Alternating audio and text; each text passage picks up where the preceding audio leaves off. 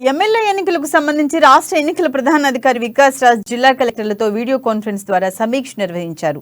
ప్రతివారం రాజకీయ పార్టీల ప్రతినిధులతో సమావేశాలు నిర్వహించి వారి ఫిర్యాదులను పరిష్కరించాలని సూచించారు. ఓటు హక్కుకు సంబంధించిన అభ్యంతరాలు, వినతులను పరిష్కరించాలన్నారు. రిటర్నింగ్ అధికారుల నియామకానికి ప్రతిపాదనలు పంపాలని, ఈవీఎంల తొలిదశ చెకింగ్ ను జూన్ 1వ తేదీ నుంచి ప్రారంభించాలని రాష్ట్ర ఎన్నికల ప్రధానాధికారి సూచించారు. క్షేత్రస్థాయి అధికారులకు శిక్షణ కోసం మాస్టర్ ట్రైనర్లను ఎంపిక చేయాలన్నారు. ఓటర్ల జాబితా దరఖాస్తులను పరిష్కరించాలని, ఏప్రిల్ 1వ తేదీన అర్హత తేదీగా అనుబంధ జాబితాను ఈ నెల 31 ప్రకటించాలని కలెక్టర్లకు సూచించారు.